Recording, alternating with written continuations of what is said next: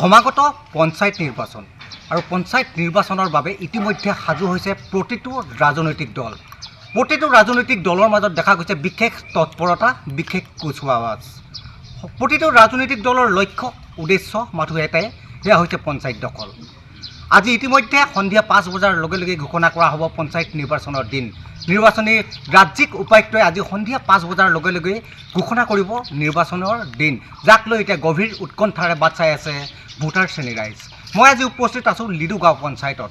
লিডু গাঁও পঞ্চায়তৰ অন্তৰ্গত এই পঞ্চায়তখনে, বিগত পঞ্চায়তখনে এই পঞ্চায়তত কেনেধৰণৰ উন্নয়ন কৰিলে বা তেওঁলোকৰ উন্নয়ন কৰিব পাৰিলে নে নাই, সেই সন্দৰ্ভত আমি জানিবৰ বাবে উপস্থিত হৈছোঁহি। মোৰ সৈতে উপস্থিত আছে গাঁৱৰ একাংশ সাধাৰণ শ্ৰেণীৰ ৰাইজ। মই সাধাৰণ শ্ৰেণীৰ ৰাইজৰ মতামত জানিবৰ বাবে আহি উপস্থিত হৈছোঁহি। মই প্ৰথমে আপোনাৰ ওচৰলৈ যাম। বিগত সময়ত লিডু গাঁও পঞ্চায়তে আপোনালোকৰ অঞ্চলত কেনেধৰণৰ উন্নয়ন কৰিলে? কৃষ্ণহে বুলিছোঁ আৰু প্ৰথমতে আমাক যিসকলে আমাৰ এই সমস্যাৰ আঁত ধৰিবলৈ আগবাঢ়ি আহিছে তেওঁলোকলৈ সহস্ৰ কোটি ধন্যবাদ। প্ৰথমতে ক'বলৈ গ'লে আমাৰ এই লিডুৰ বিদ্যানগৰৰ ৰাইজৰ বহুতখিনি সমস্যাত আমি ভুগি আছোঁ। প্ৰথমে আমি বানপানীৰ সমস্যাত ভুগি আছোঁ। দ্বিতীয়তে আমাৰ এই জেগাডোখৰ বহুত অন্ধকাৰ আৱৰি ৰাখি থাকে ৰাতি হ'লে, আৰু বহুত চুৰ ডকাইতৰ কাৰণেও কেইবাখনো দোকানত বহুত দিনৰ পৰা এই লাইটৰ অভাৱৰ কাৰণে চুৰ ডকাইত হৈ আছে বুলি আমি ক'ব বিচাৰোঁ। আৰু তেনেধৰণে সমস্যা সন্মুখীনৰ কথা ক'বলৈ গ'লে বহুতেই আছে। ৰাস্তা পদূলি আগতেই বনাই দিছিলে, পঞ্চায়তে বনাই দিছিলে, কিন্তু যিবোৰ ৰাস্তা বনাই দিলে এতিয়া ভাগিবলৈ ধৰিছে। আৰু নলা নৰ্দমা বনাই দিম বুলি কৈছিলে। ৰাস্তাৰ কাষত যিবিলাক নলা নৰ্দমা আছে সেইবিলাকত এতিয়া পানী জমা হৈ বহুত সমস্যাই আমাৰ ভিতৰলৈকে পানী সোমায়। আৰু এই লিডু কলেজৰ ওচৰত যি বানপানীৰ সমস্যা, আমাৰ ৰাইজৰতো সমস্যা আছেই, তাৰ লগতে লিডু কলেজৰ ছাত্ৰ ছাত্ৰী উদ্যয়ন জাতীয় বিদ্যালয়লৈ অহা ল'ৰা ছোৱালীবিলাকৰ আৰু আমাৰ এই গাঁৱলীয়া ৰাইজৰ যাতায়াত কৰোঁতে যি অসুবিধা হয়, বেপাৰীসকলৰে হওক বা আমাৰ যিসকল মানুহ আমি এই যথেষ্ট কষ্ট হৈছে। সেইকাৰণে সেইবিলাক অভাৱ যদি আমাৰ পঞ্চায়তে হাতত লৈ আমাক যদি এইখিনি কামৰ পৰা সহায় কৰে তেতিয়াহ'লে আমি বহুত সুখী হ'ম। আৰু ইমানকে কৈ হয়, মই পুনৰ পৰা উল্লেখ কৰিছোঁ, মই বৰ্তমান উপস্থিত আছোঁ 83 নং মাৰ্ঘেৰিটা সমজিলাৰ অন্তৰ্গত লিডু গাঁও পঞ্চায়তত। লিডু গাঁও পঞ্চায়তৰ বিদ্যানগৰ অঞ্চলত উপস্থিত আছোঁ। আৰু এই অঞ্চলৰ ৰাইজে বিগত পঞ্চায়তখনৰ পৰা কাম কাজত তেওঁলোক কিমান সুখী সেই সন্দৰ্ভত জানিবৰ বাবে আহি উপস্থিত হৈছিলে। মোৰ সৈতে আন এগৰাকী ব্যক্তি উপস্থিত আছে। হয়, আপোনালোকে কেনেধৰণৰ সমস্যা আপুনি সন্মুখীন হৈছে বা আপোনালোকে বিগত পঞ্চায়তখনৰ কাম কাজত কিমান সুখী? পঞ্চায়তখনৰ বিষয়ে মই বিশেষকৈ ইমান নাজানো, মানে ক'বলৈ বিচাৰিছোঁ যে পঞ্চায়তে যিখিনি কাম কৰিব সেইখিনি কাম যদি কৰি দিয়ে আমাৰ কাৰণে বহুতখিনি ভাল হ'ব বা আমি অলপ সুখী হ'ম। সেইটো কাৰণে মই ধন্যবাদ জনাইছোঁ পঞ্চায়তৰ। কেনেধৰণৰ সমস্যা আপোনালোকৰ সমস্যা কি? বৰ্তমান কিবা সমস্যা আছে নেকি? সমস্যা আমাৰ দলংখনো এতিয়া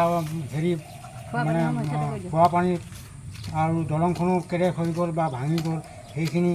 আৰু দ্বিতীয়তে মই ক'বলৈ বিচাৰিছোঁ যে আমাৰ পঞ্চায়তৰ ফালৰ পৰা কিছুমান ধৰ গভৰ্ণমেণ্টে দিয়া কিবা ঘৰবিলাক আমিতো পোৱাই নাই, সেইবিলাক পাবলৈ লাগে। সেইবিলাকে আমাৰ এটা অনুৰোধ আৰু। হয়, পঞ্চায়তৰ ফালৰ পৰা, চৰকাৰী ফালৰ পৰা যেনেধৰণৰ সুবিধা পাব লাগে পৰ্যাপ্ত সুবিধাৰ এতিয়া অভাৱ ঘটিছে এই অঞ্চলটোত। বিদ্যানগৰ এই অঞ্চলটোত এতিয়া চৰকাৰী যি PMY ঘৰ আঁচনিৰ লাভ কৰা নাই বহু লোকে। মই একাংশ ব্যক্তি আছে, মোৰ সঠিকভাৱে দেখাব।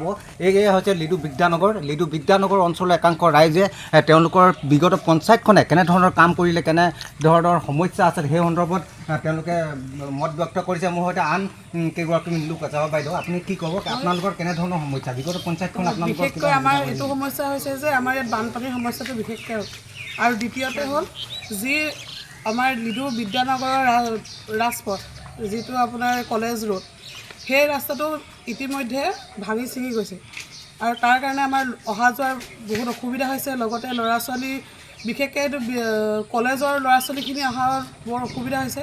সেইখিনি যদি আমাক এই আগন্তুক পঞ্চায়তৰ ইলেকশ্যনত আমাক এইখিনি সুবিধা কৰি দিয়ে, ৰাস্তা পদূলি। আৰু দ্বিতীয়তে আমাৰ ইয়াত পানীৰ খুব অভাৱ।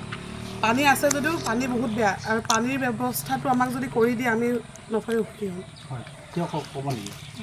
বিশেষকৈ আমাৰ খোৱা পানীৰ কাৰণে বহুত মানে সমস্যা হৈছে। খোৱা পানীখিনি আগতেই আমাৰ পঞ্চায়তে আহিলে ইয়াত দিম বুলি বহুত হেৰি কৰিলে, কিন্তু আজিলৈকে একো আমাক সেইখিনি খোৱা পানীৰ ব্যৱস্থা কৰিয়ে দিয়া নাই। বিশেষকৈ ৰাস্তাটোৰ কথাটো আছেই, আৰু বানপানীৰ বহুত সমস্যা হয়। এই ৰাস্তাৰ মানে বহুত জেগাত কৰিছিলে যদিও ভগা চিঙা হৈ আছে, সেইখিনিও যাতে মেৰামতি কৰিব লাগে। বহুত মেৰামতি কৰিবলৈ হেৰি হৈ আছে। এতিয়া মানে ইয়াত কলেজৰ আগৰ যিটো ৰাস্তা পানী হয়, এই গাড়ী এখন যাবলৈও সমস্যা হয়। অসুখীয়া মানুহ থাকিলে সেইফালে যাবলৈও দিগদাৰী হয়। বেমাৰী মানে মানুহ হ'লে বহুত দিগদাৰী হৈ যায়।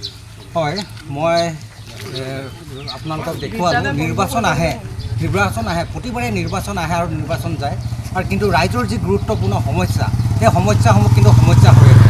প্ৰতিবাৰে নিৰ্বাচনৰ প্ৰাকক্ষণত মন্ত্ৰী বিধায়কসকলে এনেধৰণৰ জনসাধাৰণৰ ওচৰলৈ আহে আৰু নতুন নতুন কিছুমান প্ৰতিশ্ৰুতি প্ৰদান কৰে, কিন্তু সেইসমূহ প্ৰতিশ্ৰুতি হৈয়ে ৰয়। লিডুৰ বিদ্যানগৰ অঞ্চলবাসী ৰাইজে বিচাৰিছে বিগতৰ যিখন পঞ্চায়ত আহিব, সেইখন পঞ্চায়তে যাতে তেওঁলোকৰ যি এই সমস্যা সমাধানৰ ক্ষেত্ৰত এক পদক্ষেপ গ্ৰহণ কৰিব। মাৰ্ঘেৰিটাৰ পৰা মই উজ্জ্বল চৌধুৰী, ND24।